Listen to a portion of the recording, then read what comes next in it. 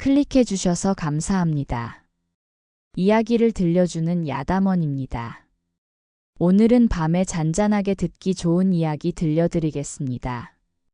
구독과 좋아요는 정말 큰 힘이 됩니다. 1화 달빛 소기첩. 옛날 어느 봄이었습니다.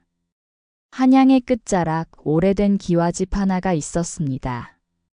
그 집의 창문에는 언제나 달빛이 먼저 내려앉곤 했지요. 그 창가에는 한 여인이 앉아 있었습니다.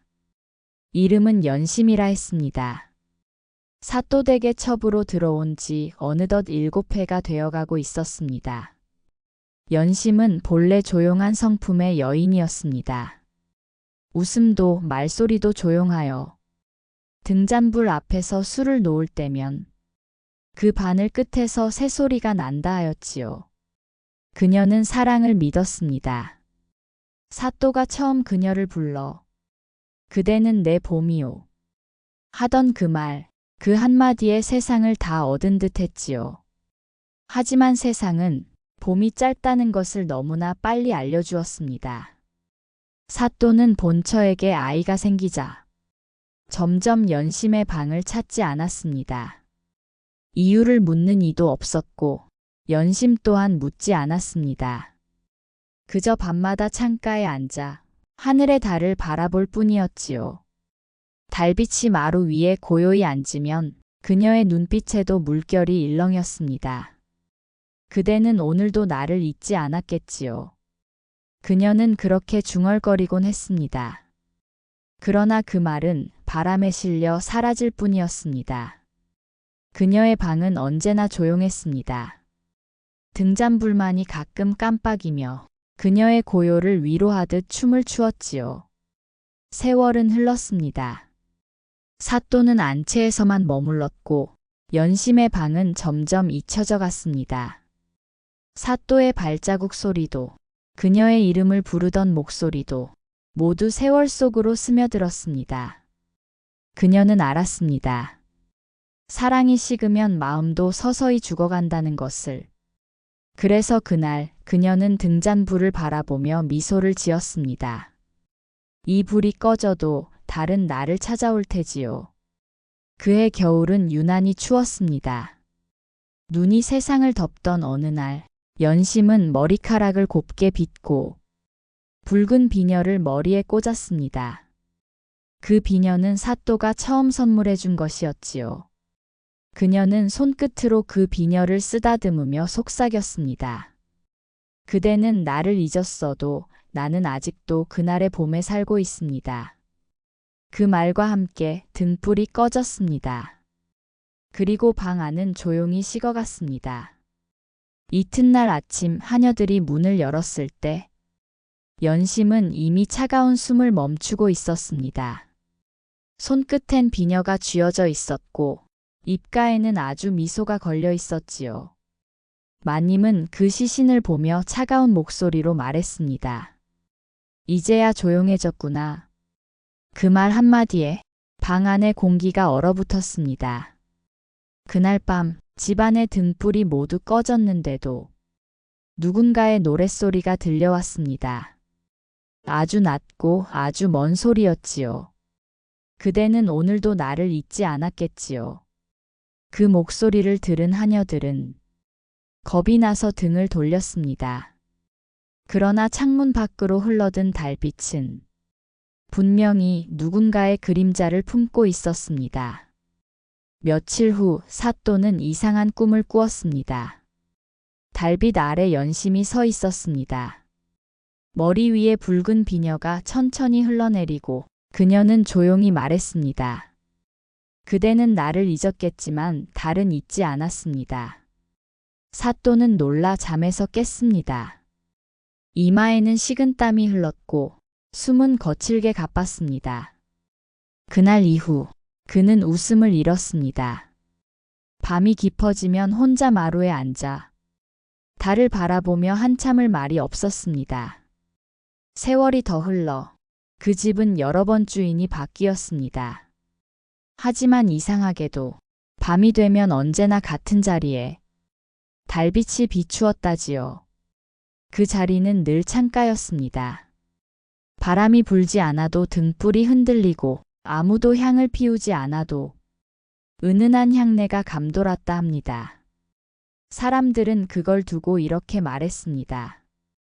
그건 첩 연심의 숨결이지요. 그녀는 아직도 달 아래 앉아 있답니다. 달빛은 여전히 고요했고 바람은 아무 말도 하지 않았습니다. 하지만 귀 기울이면 들렸습니다.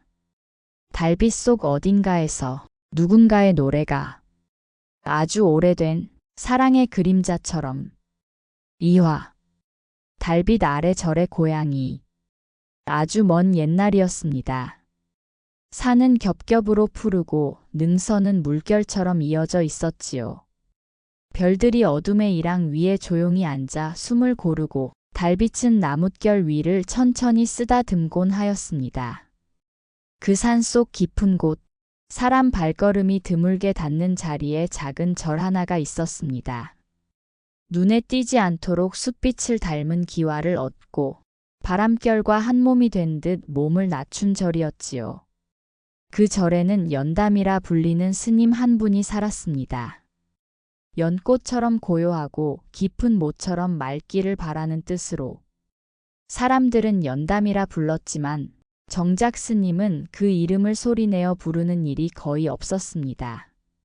세상과 다투지 않고 때로는 말과도 다투지 않으려 하였기 때문이었지요. 스님의 벗이라면 단지 몇 가지뿐이었습니다. 눈 오면 눈, 비 오면 비, 바람 불면 바람. 그리고 어느 날부터인가 새벽마다 어김없이 마루 끝에 앉는 고양이 한 마리. 스님은 그 고양이를 운묘라 불렀습니다. 구름 같은 고양이라는 뜻이었지요. 바람을 타고 왔다가 바람을 타고 사라지는 존재. 잡으려 하지 않으면 내 곁에 머물고 붙들려 하면 이미 떠나버리는 그런 인연이었습니다. 새벽은 언제나 똑같이 시작되었습니다. 먼저 산 허리에서 서늘한 기운이 밀려와 솔잎 끝마다 이슬을 달아놓습니다. 그리고 잠깐 아주 잠깐 세상이 소리를 잇는 시간 그 고요의 가장자리에서 작은 풍경이 아주 가늘고 길게 울립니다. 징 소리가 나갔다가 숲이 그 소리를 되불러줍니다. 멀리 더 멀리 안개와 함께 퍼져나가다 이내 사그라들지요. 그때 스님은 마루로 나와 두 손을 모으고 천천히 숨을 들이켭니다.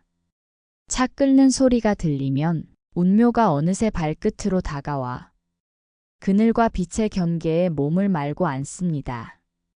꼬리끝을 살짝 흔들며 스님의 발등에 볼을 천천히 비비는 것이 인사였습니다. 스님은 낮게 속삭입니다. 운묘야. 그 한마디면 충분했습니다.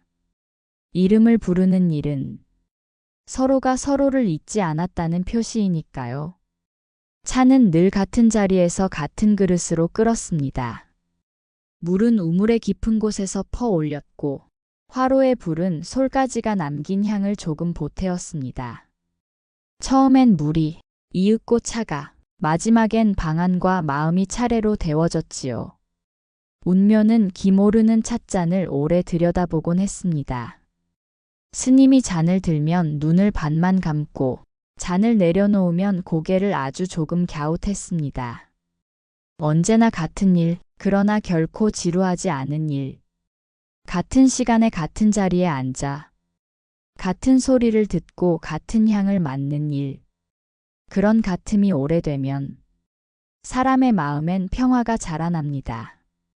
고양이의 심장에도 아마 작은 평화가 하나쯤 심어졌을 것입니다.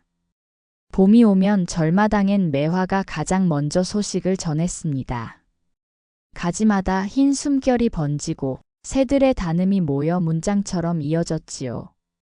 운묘는 꽃잎 아래를 걸었습니다. 발끝이 닿는 자리마다 얇은 그림자가 한 장씩 놓였습니다. 스님은 그 그림자를 밟지 않으려 걸음을 조금씩 늦추었습니다. 고양이는 사람이 느린 걸음으로 바뀌는 것을 때로는 칭찬하듯 때로는 기다리듯 바라보았습니다. 여름이면 비가 자주 내려 절의 시간을 길게 느렸습니다. 지붕 끝에서 떨어지는 물방울이 돌계단마다 다른 소리를 냈습니다. 맑은 소리, 둔탁한 소리, 때로는 속삭이는 소리. 스님은 비 오는 날을 좋아했습니다. 비가 잠든 마음을 깨우는 법이 없다는 것을 오래전에 배우셨기 때문이었지요. 운묘는 그런 날이면 마루 아래로 몸을 숨겨 비 냄새와 흙 냄새가 섞이는 자리에 가만히 누워 있었습니다. 사람도 짐승도 반드시 누워야만 알게 되는 일이 있습니다. 가을이 되면 바람이 바뀌었습니다. 나무들은 가벼워지기 위해 자신의 빛을 조금씩 떼어냈습니다. 잎은 떨어지는 일이 고통이 아니라 돌아가는 일이라는 듯 서로의 어깨를 스치며 낮게 내려왔지요. 스님은 낙엽을 쓸어 모아 작은 더미를 만들었습니다. 운묘는 그 더미의 앞발을 얻고 서로의 체온을 어림잡았습니다.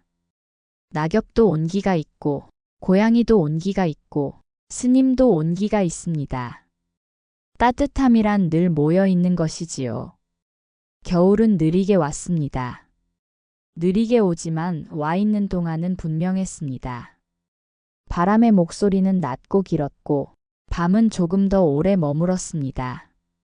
하얀 눈이 마당을 덮으면 운묘의 발자국이 한 줄, 두 줄, 그리고 어느새 여러 줄이 되어 산문에서 마루까지 이어졌습니다.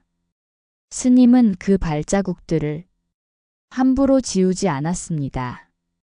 길은 지나가야 비로소 생기는 것임을 잘 알고 계셨기 때문이지요. 하루는 산 아래서 아이 하나가 길을 잃었습니다. 안개가 낮게 깔리고 오솔길이 서로의 꼬리를 바꾸어 매단 날이었습니다. 아이의 손은 젖었고 어깨는 금방이라도 내려앉을 것처럼 가벼웠습니다. 절문에 다다랐을 때 풍경이 아주 작게 한 번 울렸습니다. 마치 길을 찾는 이에게 여기 있다고 알려주는 신호처럼요. 스님은 아무 말씀도 없이 아이가 마시는 속도로 따뜻한 물을 내주었습니다. 무릎에 담요를 얹어주고 젖은 옷자락을 말릴 자리를 만들어 주었습니다. 운묘는 아이에게 너무 가까이 가지도 너무 멀리 있지도 않았습니다. 손등과 코끝이 스칠 듯 말 듯 그 사이 거리에 앉아 눈을 천천히 감았다 떴지요. 그 동작이 안심해도 좋다는 표시임을 아이도 곧 알아차렸습니다. 아이의 떨림이 잦아들 무렵 스님은 조용히 말했습니다. 비가 그치면 길도 보이느니라. 아이의 눈동자에 작은 등불이 켜졌습니다.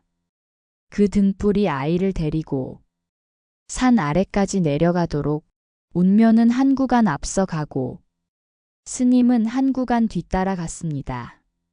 앞서 가는 발소리 하나와 뒤따르는 발소리 하나, 그 사이에 아이의 발소리가 조금씩 고르게 섞였지요. 안심은 언제나 혼자가 아니라 둘 사이에 생기는 법입니다. 마을 어귀에 다다라 아이의 집 지붕이 보이자 운묘는 그 자리에 멈춰 섰습니다.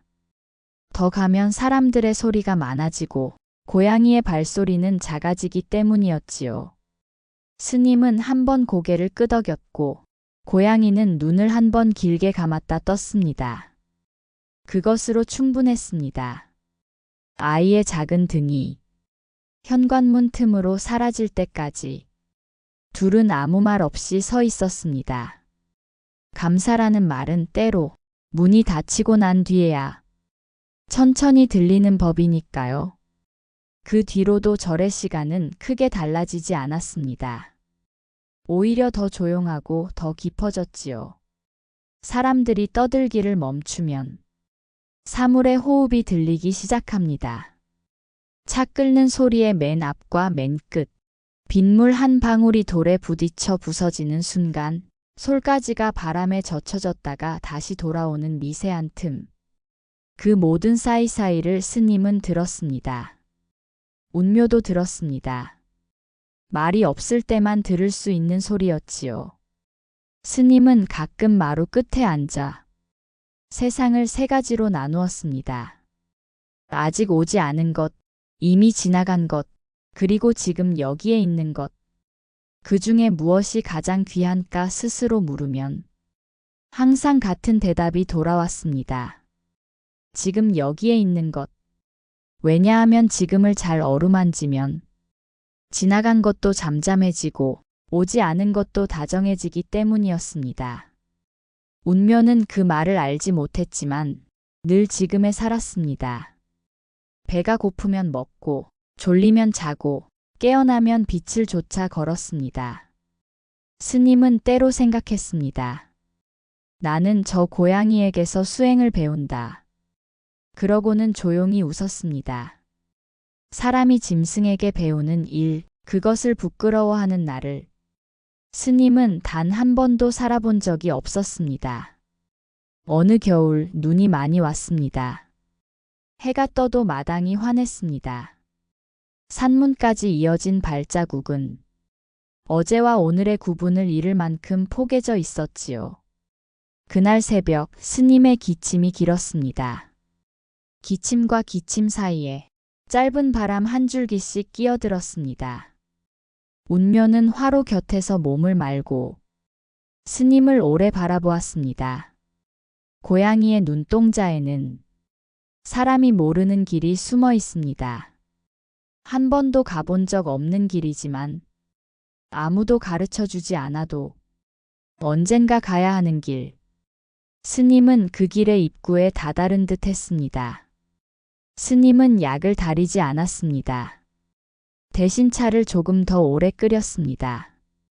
물의 목소리가 끓는 중에도 지치지 않도록 불을 아주 낮추었습니다. 운묘는 그 소리를 들으며 스님의 무릎에 턱을 얹었습니다. 무릎의 온기는 아직 충분했습니다. 사람의 온기가 식을 때 가장 먼저 추워지는 곳은 손끝이고 그 다음은 말끝이라고들 합니다. 스님은 손끝을 담요로 감싸고 말끝을 잠시 접어두었습니다.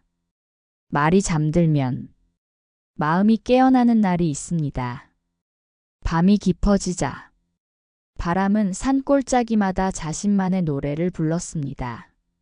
어떤 골짜기는 낮게, 어떤 골짜기는 길에, 어떤 골짜기는 거의 들리지 않을 만큼 가늘게. 스님은 그 노래들을 하나씩 헤아리다 문득 눈을 감았습니다. 운묘가 아주 작고 낮게 울었습니다.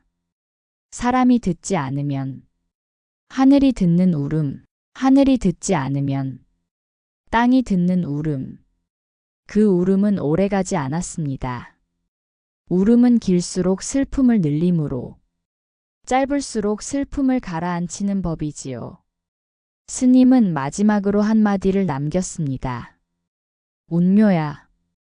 그 한마디에 고양이는 두 눈을 크게 떴다가 천천히 감았습니다. 사랑이란 꼭 두 마디일 필요가 없습니다. 때로는 이름 하나로 충분합니다. 이름을 불러준다는 것은 그가 여기 있음을, 그가 나의 지금임을 인정하는 일이니까요. 이튿날 아침, 하늘은 맑았고 공기는 투명했습니다.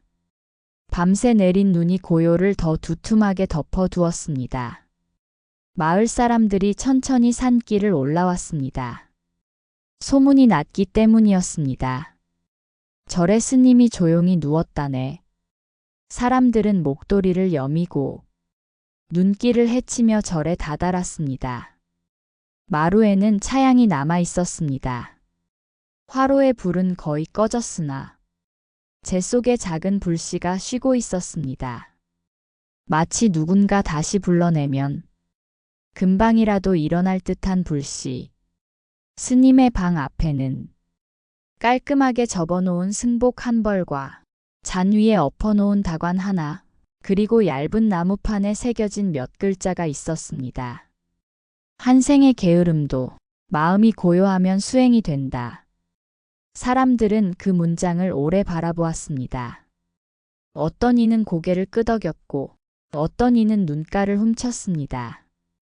게으름을 꾸짖는데 서툴고 게으름을 사랑하는데 또한 서툴렀던 사람들. 그들은 그 문장 앞에서 처음으로 느림과 고요가 다른 이름의 수행일 수 있음을 배웠습니다. 운묘는 어디에도 보이지 않았습니다. 마당에도, 마루 밑에도, 화로 곁에도. 그러다 한 아이가 가리켰습니다. 스님 글 옆에 발자국. 하얀 종이 위로. 작은 발자국 4개가 차례를 지켜 찍혀 있었습니다. 왼쪽, 오른쪽, 왼쪽, 오른쪽.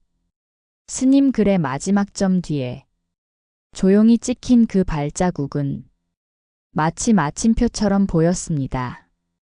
글이 끝나는 데에는 때로 사람의 손말보다 짐승의 발말이 더 어울릴 때가 있습니다. 사람들은 스님을 모셨습니다. 산바람은 상여의 모서리를 한 번씩 스치고 소량은 길잡이처럼 앞서 걸었습니다. 눈길은 깊었고 발자국은 금방 사라졌습니다. 사라지는 자취를 억지로 붙잡지 않고 그저 다음 발자취를 만들며 나아가는 것이 그날의 예법이었습니다. 절은 다시 조용해졌습니다. 조용해졌다고 해서 비어 있는 것은 아니었습니다. 차의 향기, 풍경의 숨결, 화로의 온기, 낙엽의 촉감, 그리고 무엇보다 한 사람과 한 마리의 시간이 아주 얇고 단단한 층으로 여기저기 겹겹이 남아 있었습니다. 밤이 오면 사람들은 가끔 이야기했습니다. 스님의 절에서는 지금도 고양이 그림자가 스친다더라. 등잔불 옆을 아주 부드럽고 조용한 그림자가 1번, 2번, 3번 바람이 없는 날에도 그렇게 지나간다고 했습니다. 그림자는 누구의 것일까요? 떠난 스님의 것일까요? 남은 고양이의 것일까요? 사람들은 굳이 답을 정하지 않았습니다. 그림자는 굳이 주인을 밝히지 않아도 빛과 함께 존재할 수 있으니까요. 어느 노인은 말했습니다. 나는 그 절에 들를 때면 괜히 한 번 이름을 불러본다네. 운묘야 하고 그럼 내 마음이 먼저 대답하지. 노인은 웃었습니다. 여기 있소 하고 사람들은 그 말의 뜻을 더 묻지 않았습니다. 사람의 마음은 자기 목소리를 알아듣는 법이거든요. 시간이 더 흘러 절은 계절을 몇 번이고 건너갔습니다. 봄에는 꽃이 피었고 여름에는 비가 길었고 가을에는 바람이 맑았고 겨울에는 눈이 조용했습니다. 절은 여전히 그 자리에 있었고 산은 여전히 절을 감싸고 있었습니다. 사람의 자취는 줄었지만 사물의 숨결은 줄지 않았습니다. 줄어든 것은 소음이었고 늘어난 것은 고요였습니다. 밤이 늦으면 풍경은 더 낮게 울렸습니다. 낮에는 사람의 말 위로 타고 나가던 소리가 밤에는 달빛 위로 조심스레 올라 숲의 등줄기를 따라 흘렀습니다. 그 소리에 맞춰 어디선가 작은 발소리가 1번, 2번 그렇게 들려왔다가 그쳤습니다. 누구의 발소리인지 누구도 확인하지 않았습니다. 확인이 필요 없는 소리였기 때문이지요. 아는 이에게는 설명이 필요 없고 모르는 이에게는 설명이 닿지 않는 법. 이야기란 대개 그런 경계 위에서 가장 오래 살아남습니다. 이제 당신은 눈을 감고 이 산속 절을 떠올릴 수 있습니다. 마루에 걸터 앉은 스님의 옆모습, 그 발끝에 둥글게 몸을 만 고양이, 화로에서 피어오르는 얇은 김과 찻잔의 온기, 창호지에 머무는 달빛과 소매 끝에 앉은 바람. 당신의 숨이 조금 더 길어지고 심장이 조금 더 느리게 뛰고 두 어깨가 아주 천천히 내려앉습니다. 이제 풍경이 가늘게 울립니다. 징. 그 소리는 멀리 갔다가 다시 돌아옵니다. 돌아오는 소리는 처음보다 더 부드럽습니다. 돌아오는 마음이 떠나는 마음보다 언제나 더 다정한 것과 같습니다. 당신의 밤도 그렇게 조금 더 다정해지기를 빕니다. 스님이 마지막으로 남긴 문장을 여기 살짝 되뇌어 보십시오. 한 생의 게으름도 마음이 고요하면 수행이 된다. 그 말은 당신의 오늘을 탓하지 않고 당신의 내일을 서두르지 않습니다. 다만 지금 이 순간의 고요를 한번 어루만질 뿐이지요. 자, 이제 숨을 한 번 더 길게 내쉬고 당신 곁으로 작은 발소리 하나가 살짝 다가옵니다. 볼을 스치듯 지나가는 아주 부드러운 온기. 그게 누구인지 굳이 확인하지 마세요. 확인하지 않을 때 더 잘 머무는 인연이 있으니까요. 달빛이 창호지를 지나고 바람이 나뭇결을 쓸고 밤이 당신의 이마를 식혀줍니다. 이제 천천히, 아주 천천히 잠이 옵니다. 3화. 바닷가 마을의 유리조각 소녀. 아주 먼 옛날 남쪽 바다 끝자락에 작은 마을이 있었습니다. 파도가 길게 밀려오고 모래는 늘 햇빛 냄새가 났지요. 그 마을 사람들은 바다와 함께 살았습니다. 어떤 이는 물고기를 잡았고 어떤 이는 조개 껍질로 빛나는 목걸이를 만들었습니다. 어떤 이는 배를 고치며 노래를 불렀지요. 그리고 그 마을 한켠 파도와 사람의 사이에 늘 앉아있던 한 소녀가 있었습니다. 이름은 소아. 작은 노을이라는 뜻이었지요. 사람들은 그녀를 유리조각 소녀라 불렀습니다. 그녀의 손에는 늘 반짝이는 조각이 들려 있었기 때문이었습니다. 그건 부서진 병이 아니었고 깨진 창문도 아니었지요. 그건 파도가 긴 세월 동안 갈고 닦아 바닷빛을 품은 바다유리였습니다. 소아는 매일 아침 햇살이 물 위로 비치는 시간에 해변을 걸었습니다. 모래 위를 천천히 걷다 보면 파도가 무언가를 밀어내듯 손끝으로 작은 조각들이 닿았지요. 그녀는 허리를 숙여 그것을 집었습니다. 녹색, 푸른색, 투명한 조각. 손바닥 위에서 그것들은 햇빛을 모아 작은 별처럼 반짝였습니다. 사람들은 물었습니다. 소아야, 그 조각들을 모아서 무엇을 하니? 소아는 웃으며 대답했습니다. 이건 바다의 기억이에요.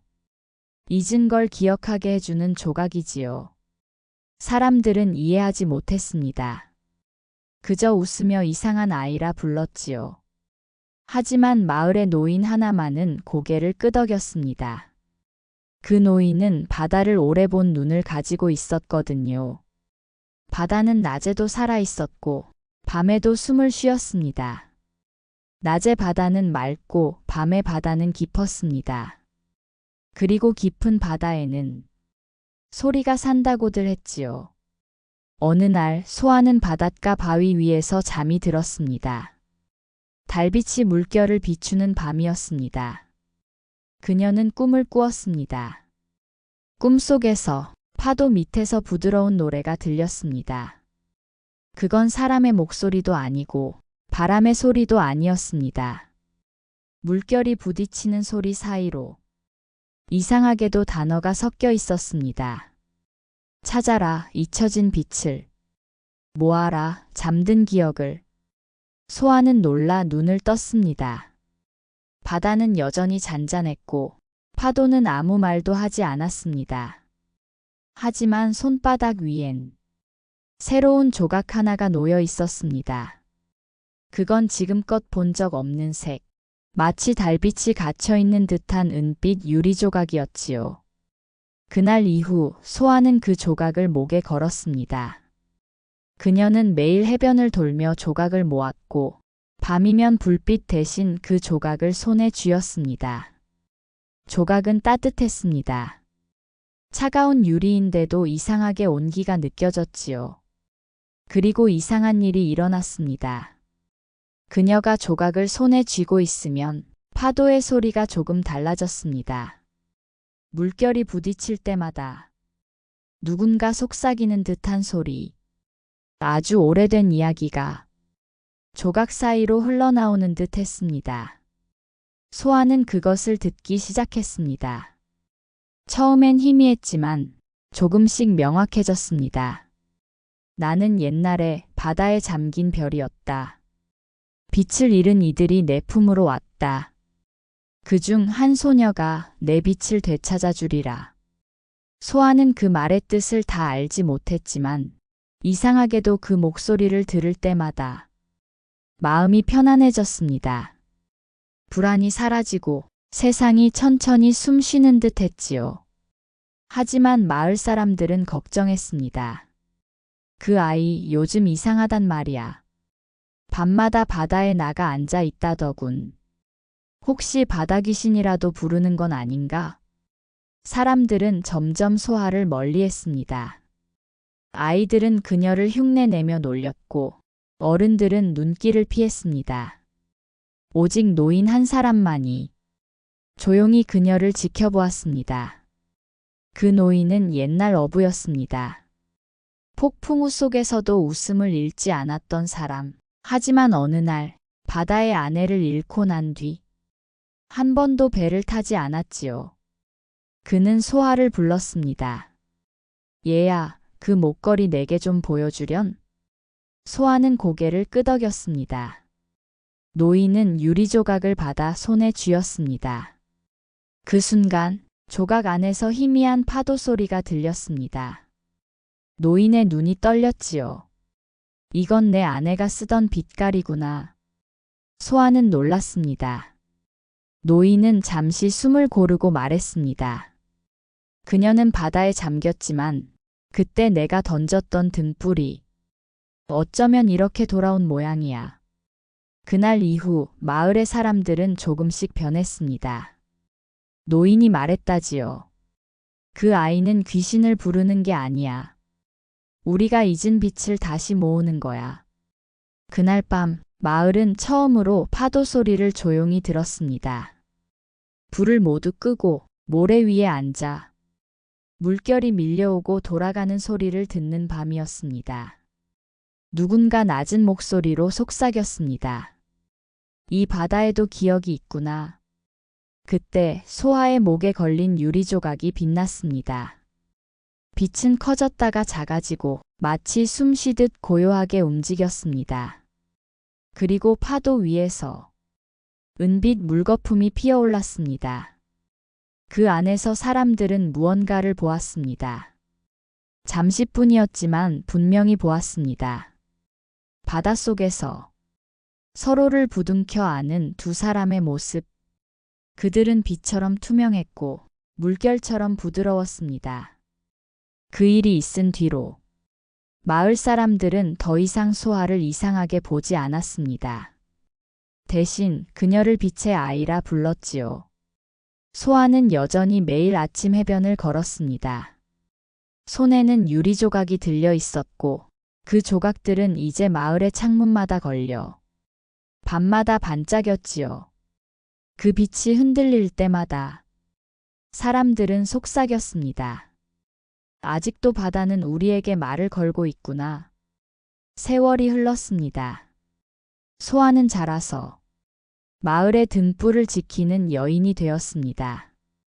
폭풍이 오면 불을 꺼뜨리지 않고 파도가 거칠면 노래를 불렀지요. 그녀의 노래는 바다와 사람 사이에 다리를 놓았습니다. 그리고 어느 날 밤 은빛 조각이 다시 빛났습니다. 그 빛은 점점 강해지더니 바다 위로 흩어졌습니다. 그 순간 멀리서 별 하나가 떨어졌습니다. 소아는 조용히 말했습니다. 이제 돌아갈 때가 되었나 봐요. 그녀는 유리 조각을 모래 위에 놓고 바다를 향해 고개를 숙였습니다. 조각은 서서히 사라지고 대신 모래 위에 작은 조개 한 알이 남았지요. 그 조개 안엔 달빛이 갇혀 있었습니다. 그리고 바다의 노래가 끝없이 이어지고 있었습니다. 그 후로도 바다 마을의 밤은 언제나 잔잔했습니다. 아이들은 해변에서 조개를 주웠고 그 속에서 노래소리를 들었다고 말했습니다. 어른들은 미소 지으며 말했지요. 그건 소아가 남긴 목소리란다. 달빛이 바다 위를 걷고 파도는 여전히 밀려왔다 돌아가며 사람들의 꿈을 씻어주었습니다. 그 꿈의 끝에는 늘 한 소녀의 웃음소리가 있었지요. 찾아라, 잊은 빛을. 모아라, 잠든 기억을. 그리고 그 말이 끝날 즈음 사람들은 깊은 잠에 들었습니다. 4화. 눈 내리는 산촌의 목수와 망가진 시계. 옛날 어느 산골짜기에 작은 집 한 채가 있었습니다. 집은 오래된 나무로 지어졌고 지붕에는 눈이 늘 얹혀 있었지요. 그 집에는 한 목수가 살았습니다. 이름은 윤호라 하였는데 마을 사람들은 그를 시간을 고치는 사람이라 불렀습니다. 왜냐하면 그는 시계를 고치는 일을 했기 때문이었지요. 윤호는 늘 말이 없었습니다. 아침에는 나무를 깎고 낮에는 시계의 톱니를 맞추고 밤에는 창문 너머로 눈이 내리는 걸 바라보았습니다. 산촌의 겨울은 길었습니다. 해가 떠도 해처럼 보이지 않았고 달이 떠도 눈처럼 보였습니다. 눈은 매일 조금씩 내렸고 그 위로 발자국이 나면 그 다음 날엔 또 덮였습니다. 윤호는 하루의 대부분을 작은 작업대 앞에서 보냈습니다. 작업대 위에는 부서진 시계들이 줄지어 있었지요. 어떤 시계는 멈춘 지 오래된 시계, 어떤 시계는 단 한 번도 제대로 울리지 못한 시계, 또 어떤 시계는 바늘이 둘 다 같은 곳을 가리키며 시간을 잃은 시계였습니다. 그는 말하곤 했습니다. 시계가 멈췄다고 해서 시간이 멈춘 건 아니다. 하지만 그 말이야말로 자신에게 가장 필요한 위로이기도 했습니다. 그에게는 기다리는 이가 있었습니다. 어릴 적 함께 자라던 연화라는 이름의 여인이었습니다. 그녀는 바다 건너 먼 도시로 떠났고 윤호는 그날 이후로 그녀에게서 아무 소식도 듣지 못했습니다. 사람들은 잊었지만 윤호는 잊지 않았습니다. 눈이 오는 날이면 그녀가 두고 간 낡은 손목시계를 꺼내어 조용히 닦았습니다. 그 시계는 멈춰 있었고 유리에는 실금이 가 있었지만 윤호는 그 시계를 고치지 않았습니다. 이건 고치면 안 돼. 그는 늘 그렇게 말했습니다. 왜냐하면 시계가 멈춘 그 시각이 그녀가 떠나던 시간이었기 때문이었습니다. 하루는 마을에 꼬마가 찾아왔습니다. 그 아이의 시계는 눈사람을 만들다 떨어뜨려 멈춰버린 것이었지요. 아저씨, 이거 고쳐주세요. 고칠 수 있지. 하지만 시계보다 내 마음을 먼저 닦아야 해. 마음이요? 시계는 마음을 담거든. 조급하면 빨리 가고, 슬프면 늦게 가고, 행복하면 노래를 하지. 아이의 눈이 동그랗게 커졌습니다. 윤호는 그 말을 남기고 조용히 시계를 고쳤습니다. 시계는 다시 틱탁 소리를 냈습니다. 그 소리를 듣는 순간 윤호는 자신이 오래 잊고 있던 어떤 감정 하나를 떠올렸습니다. 바로 기다림의 따뜻함이었지요. 그날 밤 윤호는 오랜만에 불을 환하게 켰습니다. 그리고 그녀가 남긴 편지를 꺼냈습니다. 그 편지는 오래되어 잉크가 발에 있었지요. 눈이 그치면 돌아갈게. 당신이 만든 시계가 울릴 때 그 소리를 듣고 다시 찾아갈게. 그 문장을 윤호는 수백 번 읽었습니다. 하지만 언제라는 말은 없었습니다.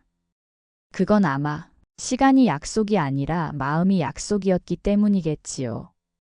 그날 밤 그는 처음으로 그녀의 시계를 고치기로 결심했습니다. 작업대 위에 시계를 올려놓고 작은 불빛 하나를 켰습니다. 그 불빛 아래에서 그의 손은 조심스레 움직였습니다. 작은 나사 하나, 얇은 스프링 하나에도 손끝에 숨이 스며들었지요. 그리고 바늘이 천천히 움직이기 시작했습니다. 틱, 탁, 틱, 탁. 그 소리가 방 안을 울렸습니다. 그 소리는 마치 멈춰있던 겨울이 다시 숨을 쉬기 시작한 듯한 소리였습니다. 윤호는 미소를 지었습니다. 연화야, 이제 길을 잃지 않겠구나. 다음 날 아침, 눈은 유난히 많이 내렸습니다. 세상은 하얗고 바람은 조용했습니다. 그런데 문 밖에서 낯선 발자국이 들렸습니다. 규칙적으로, 천천히, 익숙한 리듬으로 문이 열리고 낯익은 목소리가 들렸습니다. 늦었지요? 윤호는 손에 쥔 시계를 내려놓았습니다. 그녀였습니다. 긴 여행 끝에 눈길을 따라 돌아온 연화가 서 있었습니다. 그녀의 머리엔 눈송이가 얹혀 있었고 손에는 작고 낡은 시계 하나가 들려 있었습니다.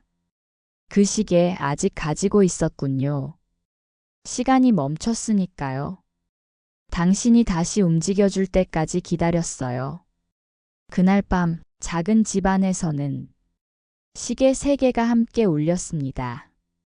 윤호의 시계, 연화의 시계, 그리고 벽 위에 걸린 낡은 괴종시계. 3개의 소리가 엇갈렸다가 서로를 맞춰갔습니다. 틱탁, 틱탁. 시간은 다시 흐르고 있었습니다. 불빛은 따뜻했고 눈은 여전히 내리고 있었지만 그 눈 속에는 더 이상 외로움이 없었습니다. 며칠 뒤 마을 사람들은 작은 집에서 이상한 소리를 들었다고 했습니다. 눈이 내리는 밤마다 집 안에서 딸랑하고 종소리 같은 소리가 났다고요. 하지만 윤호와 연화는 그 소리를 듣지 못했습니다. 그들은 이미 조용한 미소로 서로의 시간을 맞추고 있었으니까요. 그 소리는 아마도 3개의 시계가 서로의 박자를 나누는 소리였을 것입니다. 그 후로도 그 산골짜기의 시간은 조금 느리게 흘렀습니다. 하지만 그 느림은 슬픔이 아니었습니다. 그건 머무는 법을 배운 시간이었지요. 사람들은 훗날 말했습니다. 그 집의 시계는 모두 다르게 울리지만 그 소리를 합치면 꼭 한 곡의 노래 같았다네. 눈은 여전히 내리고 산은 여전히 고요했지만 그 집 창문 사이로 새어나오는 불빛은 언제나 따뜻했습니다. 그리고 창문 위에 새겨진 문장 하나가 지금도 남아있답니다. 시간은 흐르는 게 아니라 서로를 기다리는 것이다. 그 문장을 읽는 사람마다 한 번쯤 미소를 짓는다고 하지요. 왜냐하면 그 순간 자신도 누군가의 시간을 기다리고 있기 때문입니다. 5화 우물 속의 목소리. 옛날 바람이 낮게 흐르고 달빛이 깊이 내려앉은 마을이 있었습니다. 그 마을의 한가운데에는 오래된 우물 하나가 있었지요. 우물은 마을의 시간보다 오래되었고 돌로 쌓인 벽에는 세월의 손자국이 남아 있었습니다. 사람들은 그 우물의 물을 마셨고 그 우물의 물로 밥을 지었습니다. 그리고 그 우물 옆에서 자라났습니다. 하지만 아무도 그 우물의 깊이를 본 적은 없었습니다. 누구도 밑을 들여다본 적이 없었지요. 어떤 이는 그 아래에 하늘이 있다 말했고 어떤 이는 잃어버린 영혼들이 산다 말했습니다. 우물은 언제나 조용했습니다. 그러나 그 조용함 속에는 무언가 살아있는 듯한 숨결이 있었습니다. 봄에는 꽃잎이 바람을 타고 우물 속으로 떨어졌습니다. 꽃잎은 천천히 가라앉다가 어느 순간 보이지 않게 되었습니다. 그 사라짐이 이상하게 아름다워 아이들은 한참을 들여다보곤 했습니다. 여름이면 비가 왔습니다. 빗방울이 우물의 입구에 떨어질 때마다 동그란 파문이 피었습니다. 그 파문이 서로 부딪히며 만들어낸 무늬는 마치 누군가 웃는 얼굴 같기도 누군가의 기억 같기도 했습니다. 가을에는 바람이 불었습니다. 마른 잎이 우물의 돌벽에 스치며 가벼운 소리를 냈습니다. 사람들은 그 소리를 우물이 숨쉬는 소리라 불렀습니다. 겨울에는 눈이 쌓였습니다. 우물 위를 덮은 눈은 마치 하얀 이불 같았고 그 위에 햇살이 비칠 때면 우물이 잠시 세상과 끊어진 듯 보였습니다. 사계절이 돌고 돌아도 우물은 늘 그 자리에 있었습니다. 마을이 변해도 사람의 얼굴이 바뀌어도 우물만은 변하지 않았습니다. 그건 마치 기억 같았습니다.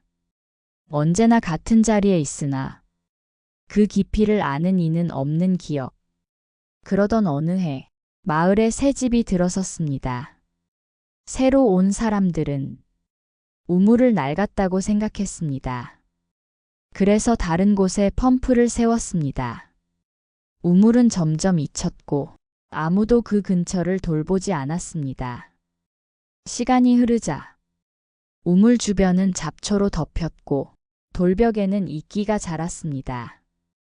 그러나 그 안쪽에서는 아직도 물소리가 들렸습니다. 그 소리는 낮에는 희미하고 밤에는 조금 또렷했습니다. 사람들이 모두 잠든 시간, 달빛이 가장 맑게 내려앉는 시각이면 그 물소리는 단순한 물소리가 아니었습니다. 그건 마치 사람의 목소리 같았습니다. 누군가가 조용히 아주 오래된 말을 반복하고 있었습니다. 그 말은 물결에 섞여 이따금 공기 위로 올라왔습니다. 그러나 완전히 들리지는 않았습니다. 그건 반쯤 닫힌 꿈처럼 잡으려 하면 흩어지고 잊으려 하면 다시 들리는 소리였습니다. 사람들은 그 소리에 대해 여러 가지 말을 했습니다. 누군가는 그건 바람이 돌벽 사이를 지나가는 소리라 했고, 누군가는 물이 바닥에 돌을 치는 소리라 했습니다. 하지만 마을의 노인 하나만은 그 소리를 사람의 목소리라 했습니다. 그 노인은 젊은 시절 사랑하는 이를 그 우물에 잃었다고 했습니다. 폭우가 내리던 날이었고 그녀는 그 물가에서 발을 헛디뎠다고 했지요. 그 후로 그는 매년 그날이면 우물 옆에 앉아 있었습니다. 눈이 오나 비가 오나 그는 늘 거기에 있었습니다. 사람들은 그를 불쌍히 여겼지만 그는 웃었습니다. 그 아이는 떠난 게 아니야. 그저 깊어졌을 뿐이지.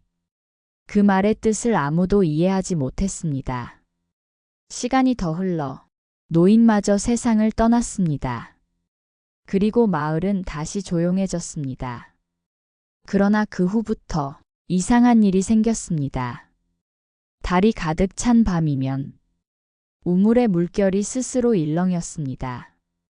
바람이 없는 밤에도 누군가 우물 속에서 조용히 돌을 던진 듯한 파문이 일었지요.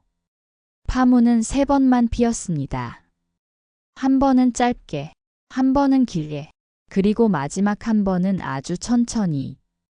그 후로 마을 사람들은 그날을 기억의 밤이라 불렀습니다. 그날 밤엔 누구도 말을 하지 않았습니다. 모두 등불을 끄고 각자의 집 안에서 우물의 방향을 바라보았습니다. 아무 말도 하지 않았지만 모두가 들었습니다. 우물 속에서 들려오는 그 낮고 고요한 목소리를. 그 목소리는 말했습니다. 잊히는 것도 사랑의 한 모양이다. 그리고 이내 사라졌습니다.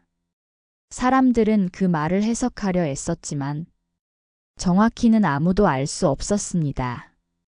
그러나 이상하게도 그 말을 들은 날 이후 누군가의 오래된 슬픔이 조금씩 옅어졌습니다. 누군가는 잠이 잘 왔다고 했고, 누군가는 꿈속에서 오래전 떠난 사람을 만났다고 했습니다.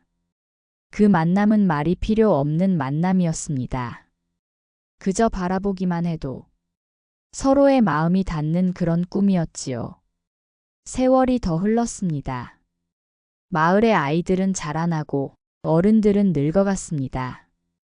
우물은 여전히 그 자리에 있었습니다. 하지만 이제 아무도 그 소리를 두려워하지 않았습니다. 오히려 사람들은 그 우물 앞에서 기도했습니다. 누군가를 그리워할 때, 혹은 스스로를 용서하지 못할 때, 그들은 조용히 우물 앞에 서서 한참 동안 고개를 숙였습니다. 그러면 바람이 불고 물결이 아주 살짝 흔들렸습니다. 그때 사람들은 느꼈습니다. 자신의 마음이 조금 가벼워진다는 것을.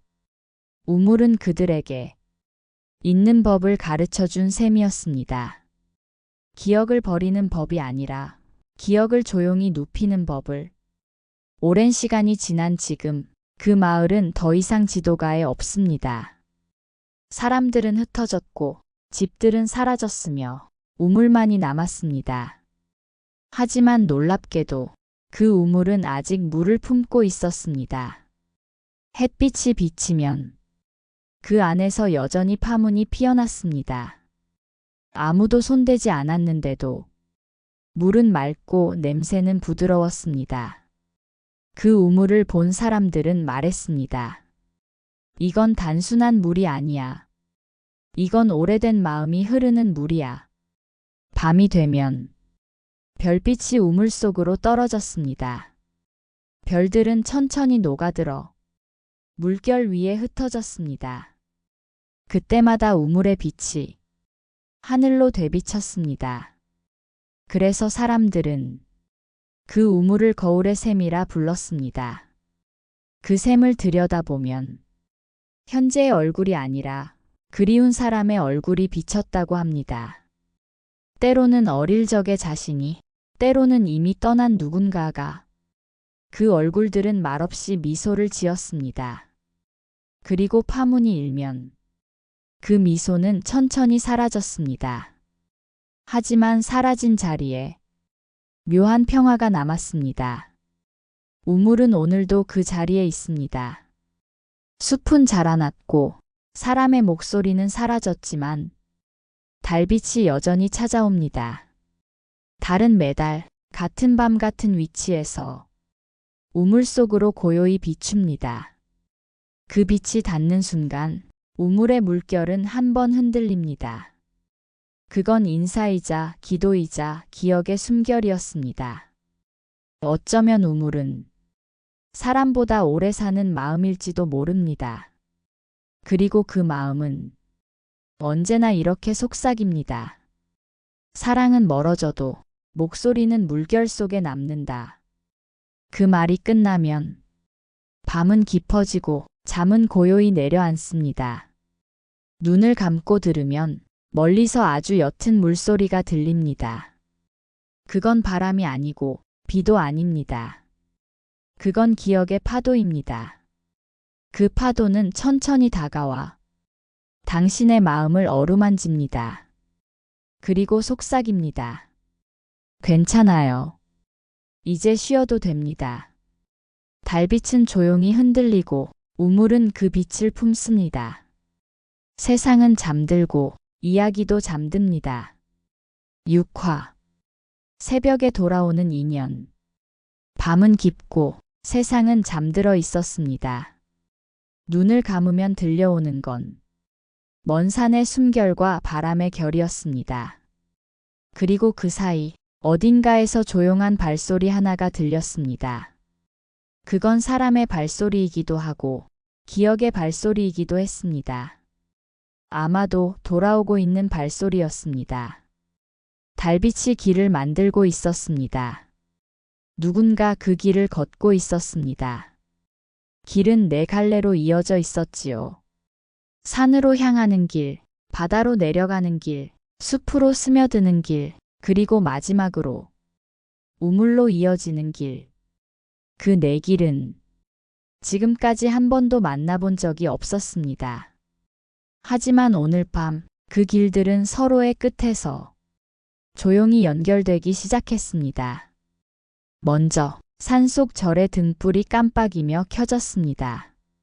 오랫동안 아무도 들지 않던 그 절에서 풍경이 한번 길게 울렸습니다. 징!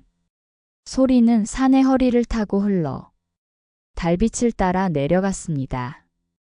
그 소리가 바다로 닿았을 때 파도가 잠시 멈추었습니다.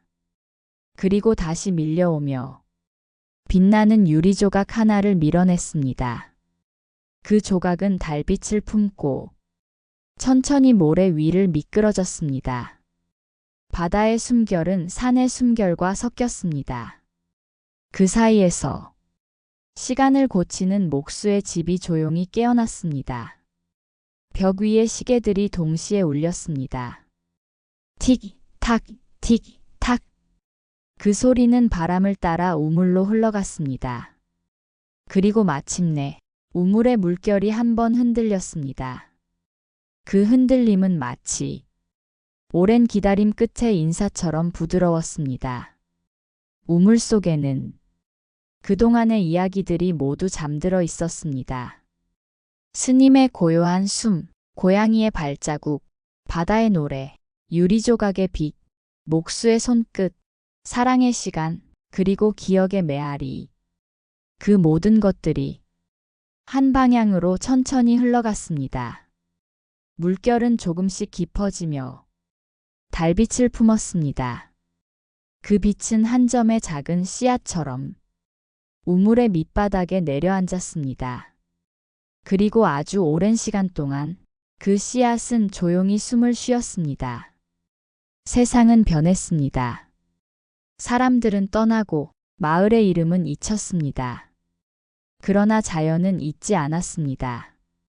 산은 여전히 그 자리에 있었고 바다는 여전히 밀려왔다 돌아갔으며 눈은 여전히 내리고 달은 여전히 떠올랐습니다. 그 모든 변화 속에서도 기억만은 남았습니다. 기억은 사람의 것이 아니었습니다. 그건 바람의 것이고 물의 것이며 시간의 것이었습니다. 그 기억들이 모여 하나의 마음이 되었습니다. 그 마음은 바로 세상을 천천히 돌게 하는 힘이었습니다. 새벽이 다가오고 있었습니다. 달이 서쪽 산마루로 기울고 동쪽 하늘이 조금씩 밝아졌습니다. 우물의 물결이 마지막으로 한번 흔들렸습니다. 그 흔들림 속에서 세상의 모든 인연이 스쳐갔습니다. 산의 절에서 풍경이 울렸습니다. 바다의 끝에서 파도가 노래했습니다. 산촌의 집에서 시계가 동시에 멈췄다가 다시 같은 시각을 가리켰습니다. 그 시각은 새벽이었습니다. 세상 어느 곳에서도 같은 새벽. 그 새벽의 바람이 우물 위를 스쳐 지나가자 물 위에 빛의 원이 피었습니다. 그건 마치 한 번도 잊히지 않은 약속 같았습니다. 빛은 우물 속에서 천천히 솟아올랐습니다. 물방울처럼 투명한 그 빛은 하늘로 향했습니다. 그 빛이 지나간 자리에 작은 발자국이 하나 새겨졌습니다. 그건 고양이의 발자국이기도 했고 사람의 발자국이기도 했으며 기억의 발자국이기도 했습니다. 그 발자국은 방향이 없었습니다. 그저 돌아옴이었습니다. 새벽은 조용히 문을 열었습니다. 바람은 부드럽게 숲을 지나 산의 절과 바다의 마을과 눈 내리는 집과 우물의 가장자리로 스며들었습니다. 그곳에서 모든 이야기는 하나가 되었습니다. 이야기들은 서로의 끝을 붙잡고 하나의 긴 숨결이 되었습니다. 그 숨결은 이 세상의 모든 잠든 사람들의 이마 위로 내려왔습니다. 그리고 아주 부드럽게 속삭였습니다. 지금은 괜찮습니다. 모든 인연은 돌아왔습니다. 새벽이 완전히 밝아오자 달빛은 사라졌고 우물의 빛도 잦아들었습니다. 하지만 그 잔빛은 오래도록 사람들의 꿈에 남았습니다. 꿈속에서 사람들은 자신이 어디선가 본 얼굴들을 다시 만났습니다. 스님, 고양이, 소화, 윤호, 연화, 그리고 이름 모를 목소리들. 그들은 아무 말 없이 서로를 바라보았습니다. 그 눈빛 하나면 충분했습니다. 그건 오래된 작별의 인사이자 새로운 인연의 시작이었습니다. 바람이 멈추고 새가 첫 울음을 터뜨렸습니다. 그 소리에 세상이 깨어났습니다. 하지만 우물은 여전히 고요했습니다. 그 고요 속에는 밤의 마지막 속삭임이 남아 있었습니다. 모든 길은 서로에게 닿는다. 모든 사랑은 결국 자신에게 돌아온다. 그 말은 들리지 않지만 모든 마음은 그것을 알아들었습니다. 그리고 세상은 한 번의 긴 숨을 내쉬듯 조용히 밝아왔습니다. 새벽은 그렇게 모든 이야기의 마지막 문장을 완성했습니다. 이제 달은 지고 별은 사라졌으며 모든 것은 제자리를 찾았습니다. 눈을 감으면 아직도 그 우물의 물소리가 들릴 것입니다.